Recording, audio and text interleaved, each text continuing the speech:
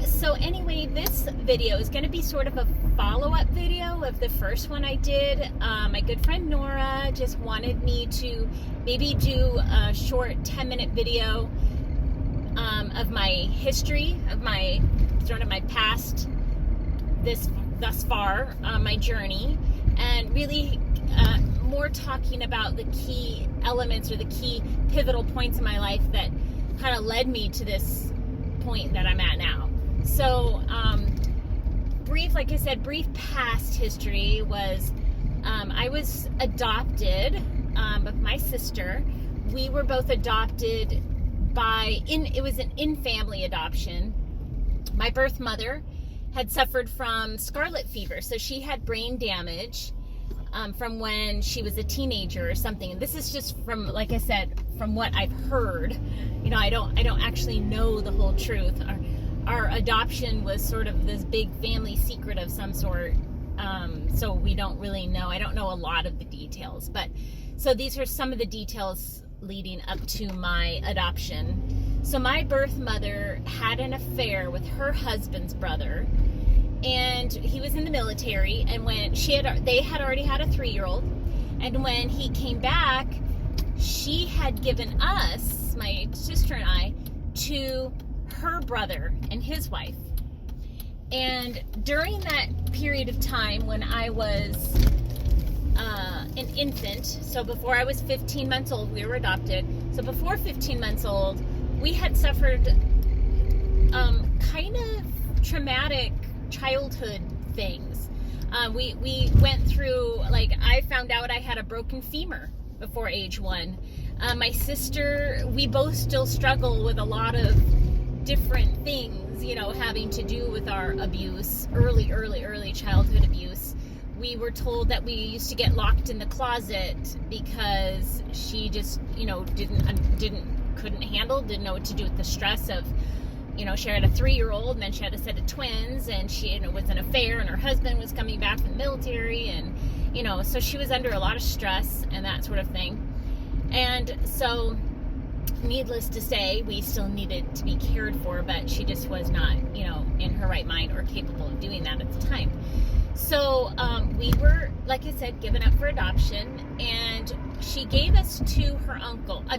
My uncle, so he's my uncle father, and he actually had been molesting his own daughter her whole life until she was 18, which was around the time we were adopted.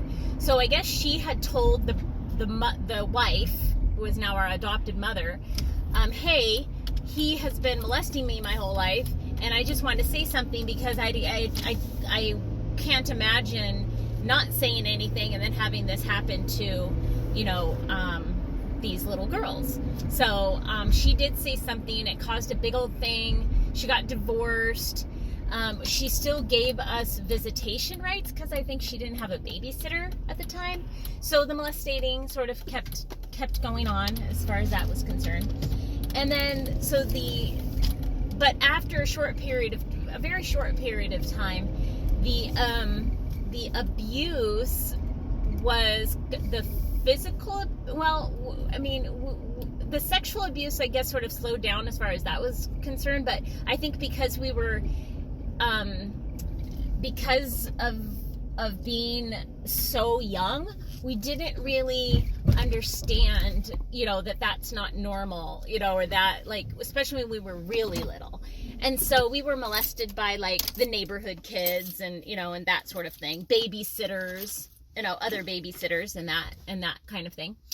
And the adopted mother then was with a life partner. She got a female partner, a life partner, and she was actually very verbally, emotionally, physically abusive to the both of us. Very extreme. Like, your fork can't touch your teeth. You know, we would get backhanded, you know, in the restaurant, and you know, very old fashioned also, you know, as far as literally, like, no wire hangers. Like, we would have surprise room checks, and we weren't allowed to sit on furniture, and, you know, it was just really extreme, you know, our abuse. And then the neglect, of the birth mother or the adopted mother who just sort of turned a blind eye to it all. But in some ways, like I said, the neglect sometimes was a welcomed reprieve from all the abuse.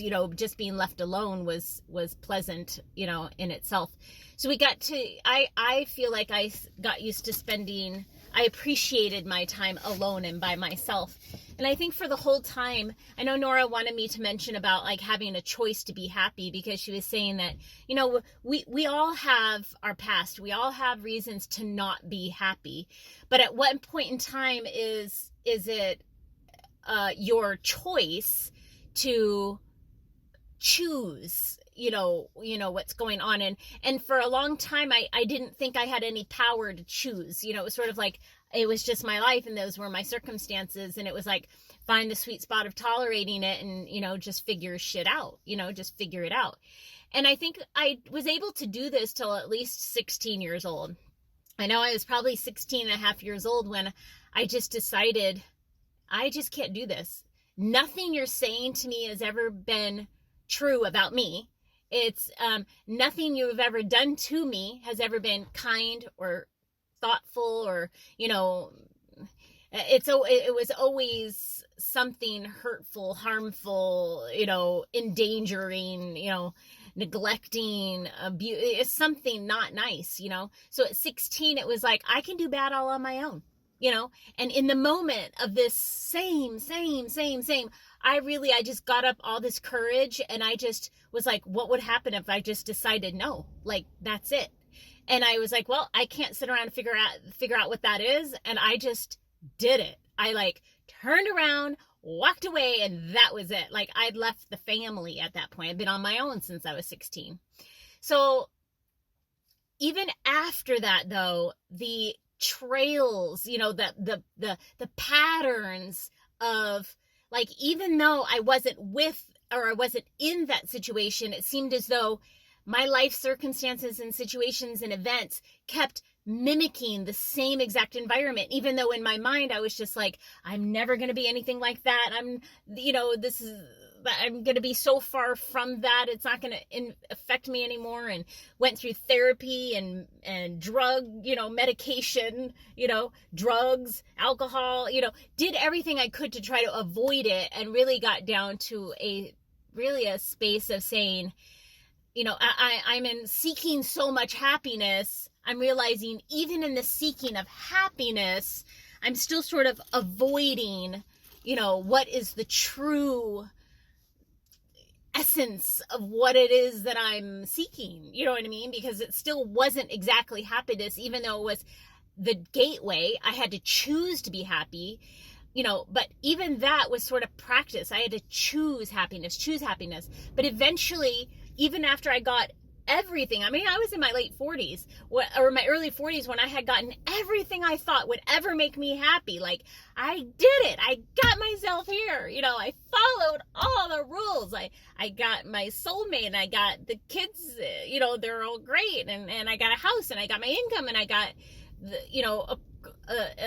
like a career path, or, I was an entrepreneur. So just, I had everything on track, and yet still the happiness was always like, so, like I said, all through my 20s, all through my 30s, it was just these cycles and patterns of trying to just create happiness and then be able to live in it. And then that didn't work. And then trying to create it and trying to live in it, and constantly, and realizing that there was something else, even more than that was missing, lacking, not there. And no matter what I had, no matter what I could be beating the shit out of myself or on fucking cloud 9, and I still wasn't happy inside. There was something not in me still.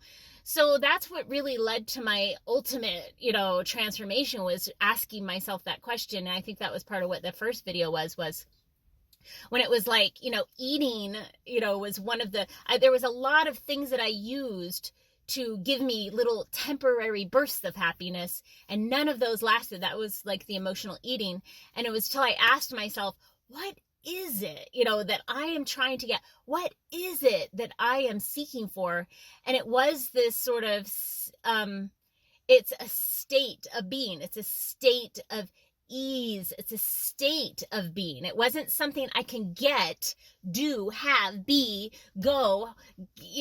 Nothing was going to fulfill it that I could give to myself. It was something that had to make a connection and become, you know what I mean, on my insides. And that really is what started my transformation journey.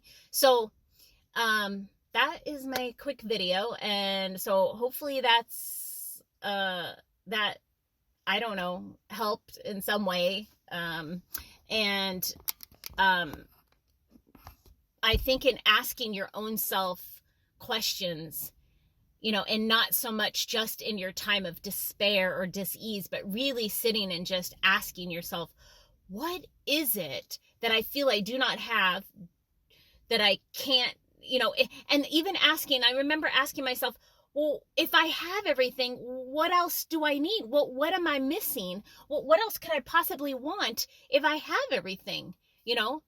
Well, what is it that I need? Until I went inside and really asked myself this, did I get those answers? And I think those are really different for everybody. I think that's our unique journey. Those answers open up the pathway for your walk, to take that walk and find out what that is for yourself. So I hope that this helps, and I love you, and